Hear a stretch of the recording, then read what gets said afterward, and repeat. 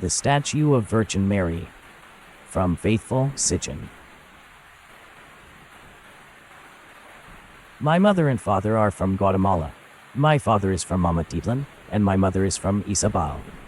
Guatemala is heavily Catholic. You'd be hard-pressed to find a single corner of the country free of religion. My mother was a very devoted Catholic too. My father could take it or leave it. He was religious because his mother was, then because his wife was. Now, my mother and father had me young. My dad was her teacher, and she got pregnant with me. Because they had me out of wedlock, it hurt my mother. She went above and beyond for me to keep my soul safe, or whatever. When I was only a few months old, my mother and father were at a garage sale in a church parking lot. A nun who was overseeing the event was showing off some little sculptures she had made.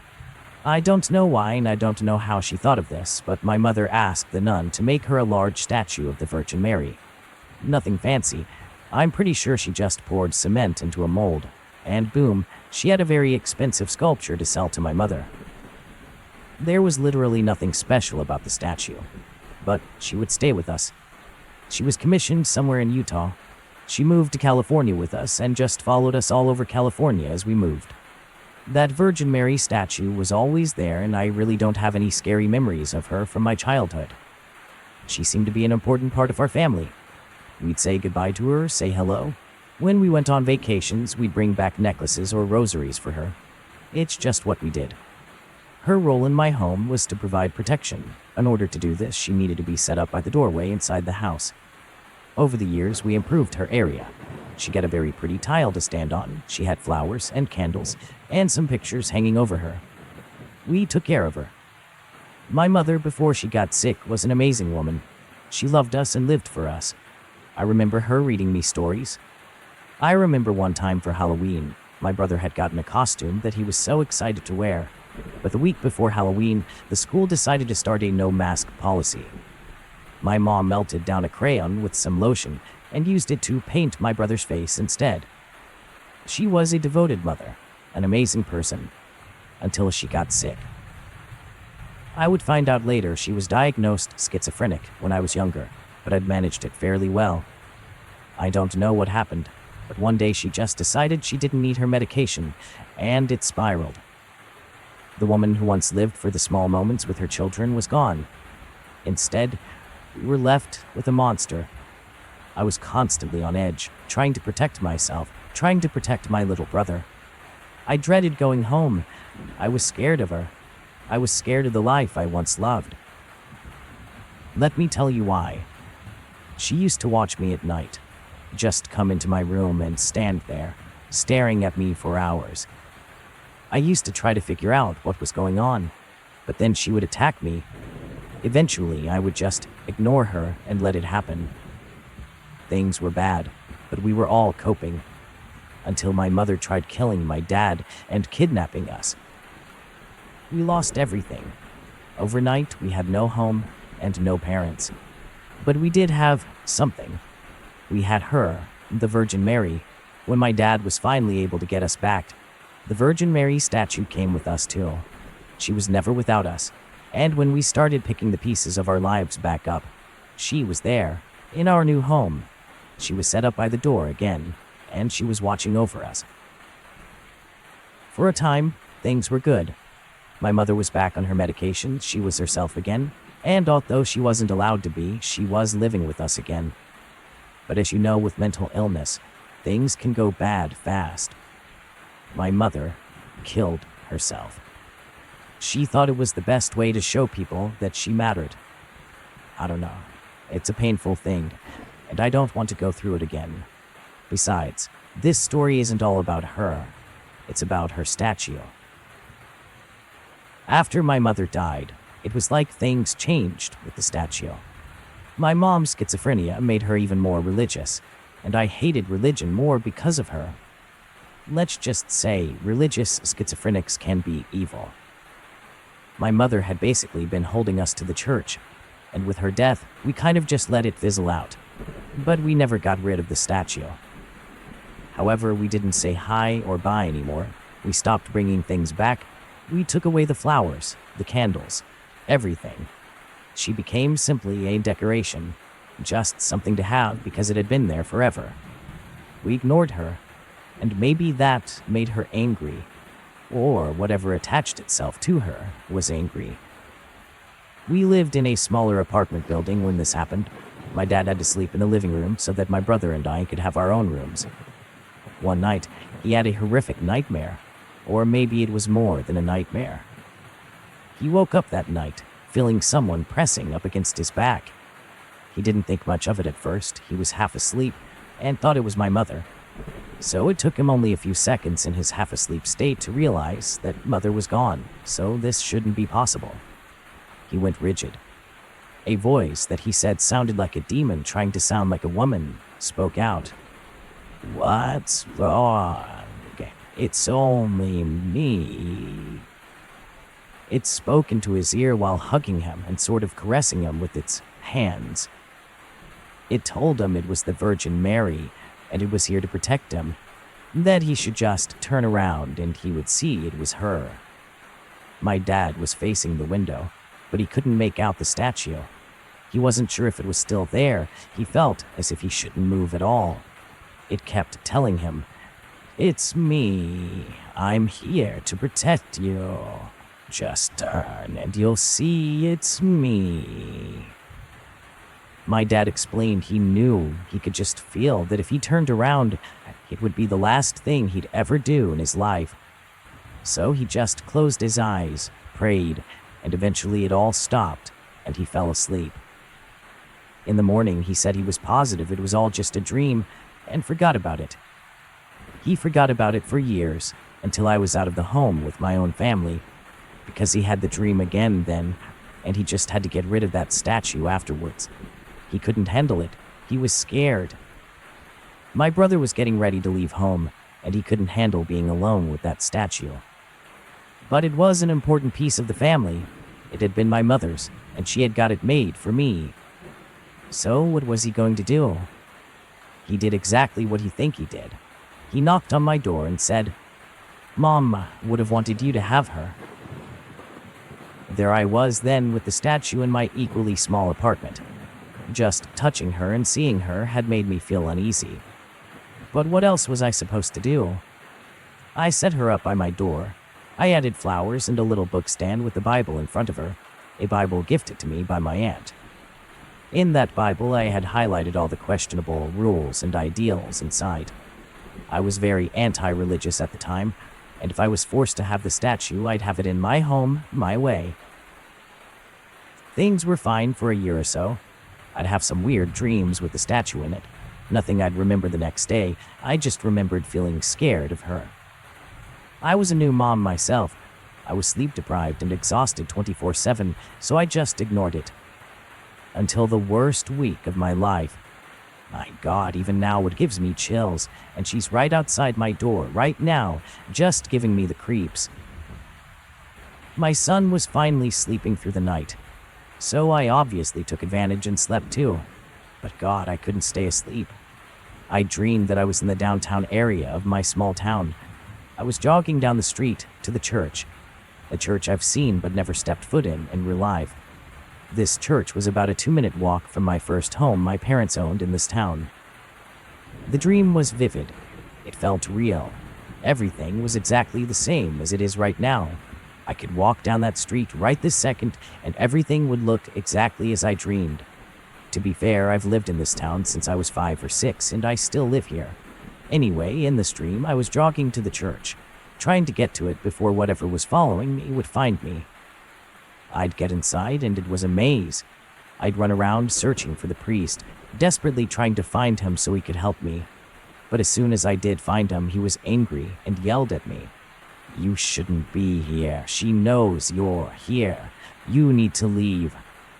He'd kick me out, and I'd be running down this street, running into businesses, trying to hide from whatever was following me. Everyone else was mad too, and they would all kick me out. I'd be running until there was nothing left, until she was right behind me, until that statue was right behind me, trying to grab me.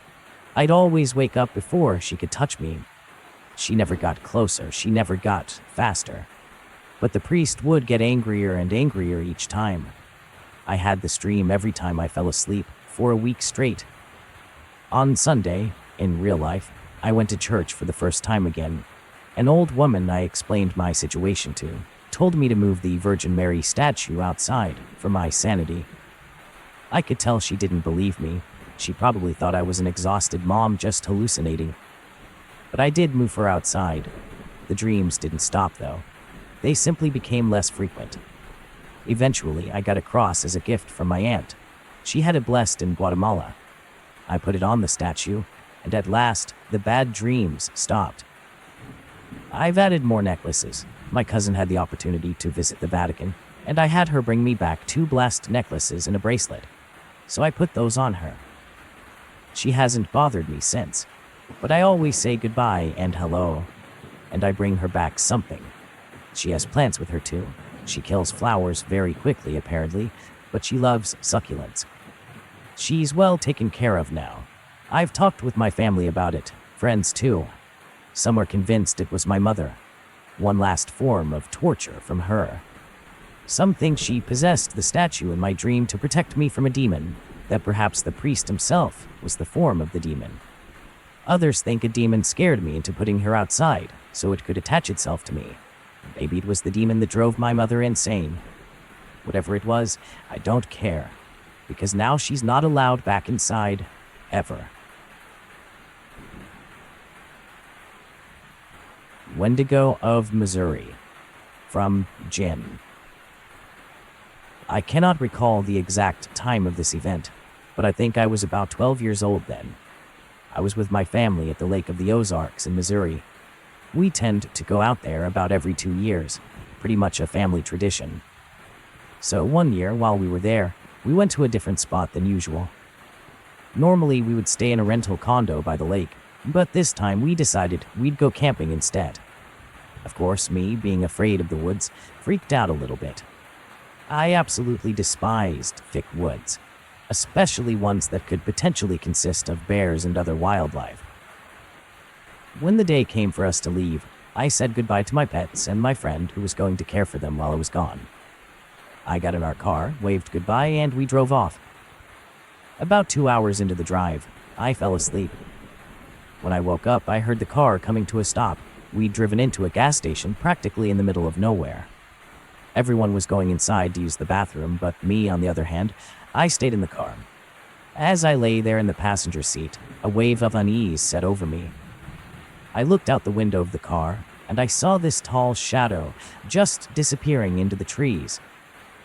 I figured it was some sort of moose or bear, minding its own business. About 3 hours later, we'd finally arrived at the campsite. I got out and saw that we had an amazing view of the lake and the mountains around. We all helped unpack the luggage we'd brought with us. Since it was already dinner time, we sat down together at a metal bench next to our tent, while my aunt and my mother cooked us all a meal. As I sat and waited for the food to get done, I noticed a cute little rabbit by the forest line. I smiled, watching it chew on some grass, but with a blur, a tall figure passed over the rabbit, and the rabbit was gone. It happened so fast, I was oblivious to what that thing was, but still I excused it like before. Maybe it was a bear, even a hawk. Heck, the rabbit probably just ran off. I turned back around to eat and didn't mention this to anyone, mostly because they probably wouldn't believe that the thing I saw was that fast, if I'd seen anything at all. Later on, after dinner, we all sat around the campfire telling scary stories. When it came time for my turn, I had no ideas, so I excused myself to my tent to go to bed. Honestly, I really was tired from that 5-hour trip. As I lay on my air mattress, something smelled absolutely horrible. I began looking around the tent, and to my horror, I found a dead raccoon resting behind my mattress. I yelped, trying to get away from the dead thing. I went back out to the campfire to tell my mom about this raccoon. She decided to use some gloves to carry it to the trees. After this occurrence, I really didn't want to sleep anymore, and feared that whatever had killed the poor thing was still nearby. I did eventually fall asleep, peacefully resting my overwhelmed mind. What must have been around half an hour later, I suddenly woke up, and I felt as if someone was watching me. I noticed that all the sounds of nature sounded muted. I looked at the tent door and realized it was open, but it hadn't been before. At first, I was pretty scared to look, but after gaining some confidence, I glanced outside the tent. What I saw, I will honestly never forget. Standing there was a dark figure, probably around 8 feet tall. I looked up at its face, but only saw a deer skull and antlers. I screamed as loud as possible, trying to alert everyone about the danger. I kept screaming, not letting my eyes off the creature. After about 5 seconds, it ran off into the forest. In that instant, my parents came running out of the tent with the most worried looks on their faces. I was in tears at that point, breaking down into their arms. The next day, we immediately left that place, returning home. Of course, I didn't tell my parents what I actually saw. They would never believe me. Instead, I said that a bear had been trying to get inside my tent. Let's just say I'm never going there again. At least, not anytime soon. Creature in Northwest Alabama. From Werewolf Dragon. A small bit of background that is relevant to the story before I start. I'm a father, and I was tragically put in a position to give my daughter up for adoption at 6 months old. The family that adopted her keeps me in the loop, sending me videos and pictures of her. Keep that in mind as I tell this story. This takes place 4 years after. I was out deer hunting in Northwest Alabama, about 50 miles from the Georgia border. My hunting trip started like any other, gathering supplies, packing up, and checking with all the necessary outlets, so if something goes wrong, I can get picked up. I left at about 5 a.m. I got to my destination around 4 p.m. to a hunting lease a buddy of mine had. I then began my trek to a tree blind. Once I got there, I set up my sleeping area and headed off into the woods to find wood for a rocket stove. I found the wood pretty quick. Then I made it back to camp for an evening of relaxation and peace. Before I called it a night, I was sitting around watching some videos of my daughter playing and talking until I got tired and decided to climb into the blind. This blind was about 12 feet in the air, mind you. I was going to get some shut-eye. I ended up falling asleep rather quickly to the sound of the forest. I woke up in the middle of the night to dead silence. The entire forest was deathly quiet, as if it was waiting for something to happen. The night air was cool on my face as I sat up.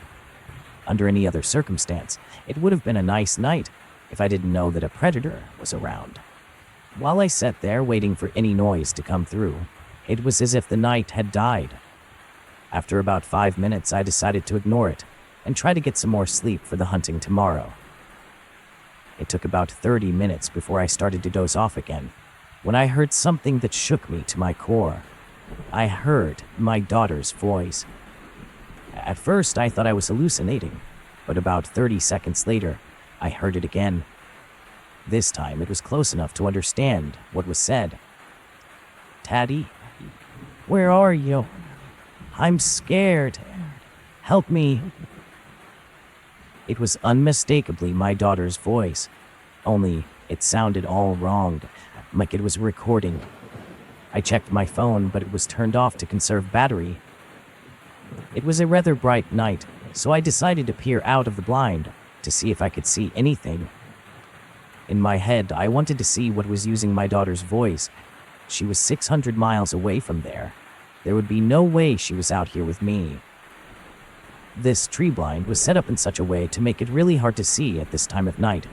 It overlooks an area where trees were few.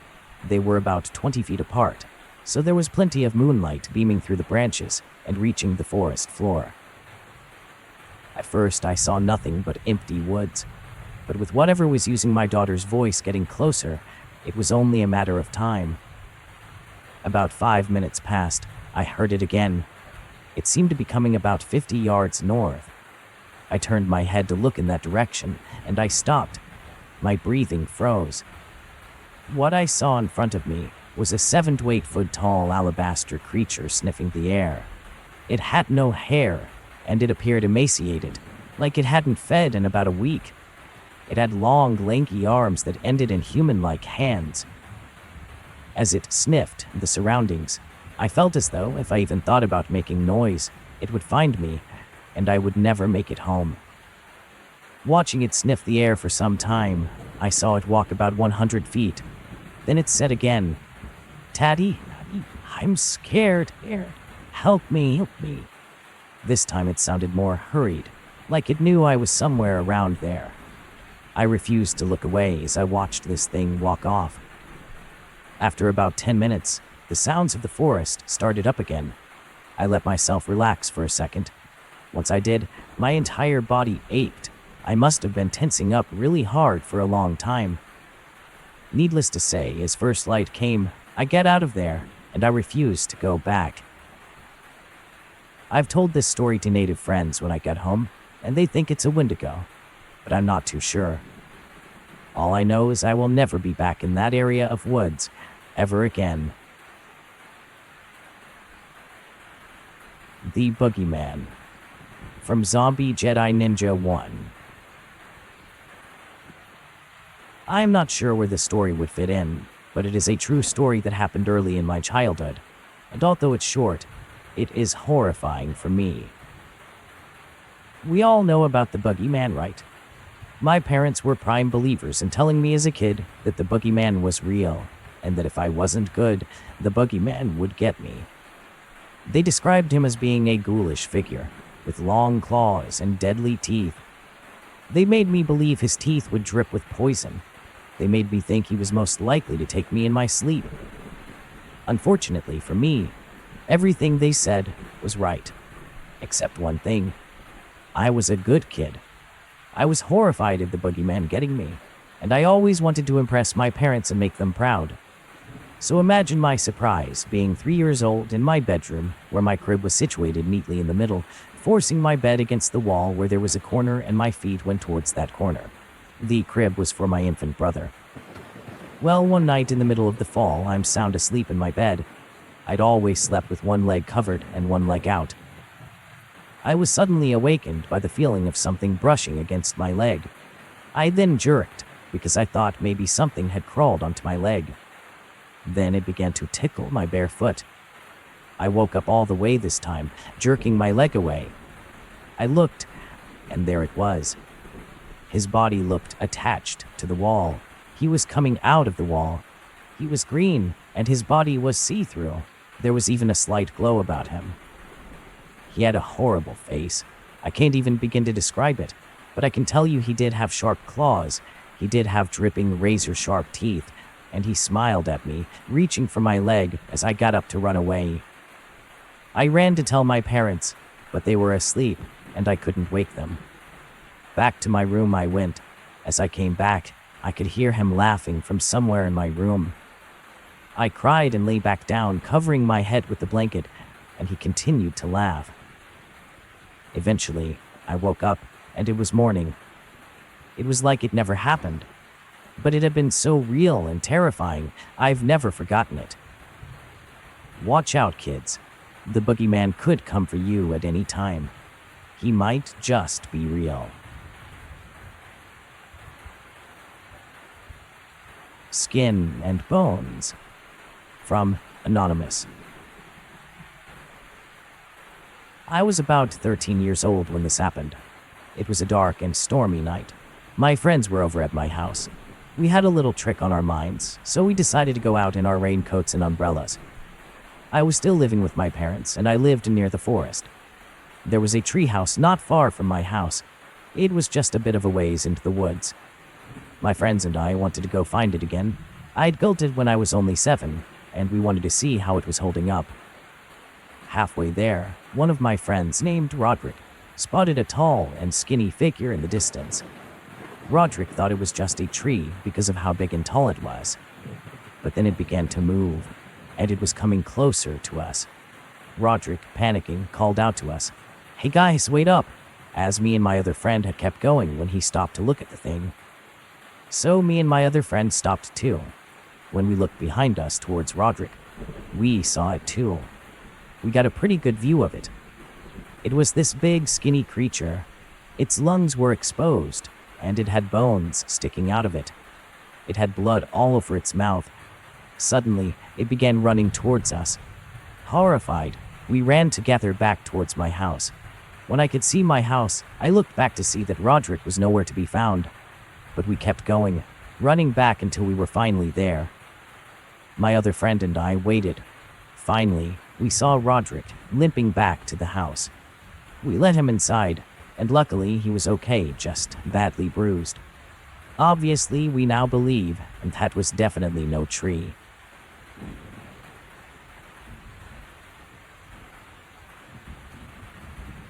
What happened during the thunderstorm? From Thai Cranium 88. I believe this happened in 1996, when I was about 8 years old. One night I was fast asleep, and I was awakened by a giant thunderclap. I lay there for a couple of minutes, listening to the roar of thunder, watching the flashes of lightning reflect off of my white bedroom walls. I grew increasingly more frightened the longer I lay there, so I decided to go to try to find my dad. I climbed out of my bed, and I made my way down the hallway to the stairs. I walked down them. The thunder and lightning continued as I made my way through the living room and into the kitchen. Still, I steadily grew more and more frightened, because when my dad built this house, he built it with a lot of windows. I could see all the lightning through the windows, and I could hear the thunderclaps very clearly. I made my way into the kitchen then, and that's when it happened. I saw the scariest thing I'd ever seen in my 8-year-old life. Right as the lightning struck, I saw a figure standing there looking in at me. Well, they were facing me, that is. Blue jeans, red shirt, brown jacket. No head. Just completely nothing there, nothing from the collar of the shirt up. I screamed as loud as I possibly could, but I was simultaneously frozen in place. My dad ran in the front door because he was outside watching the storm. Now I know many people would say that what I saw was my dad. I would recognize my dad, and the thing is that our house is built on a bluff, and our front door is upstairs. So for it to have been my dad, he would have to have been outside at the window I was looking at, then ran up the stairs outside and around the house to the front door. Also, the clothes didn't match. I told him what I saw, and he of course didn't believe me. Together we walked outside, and there was nothing out of the ordinary.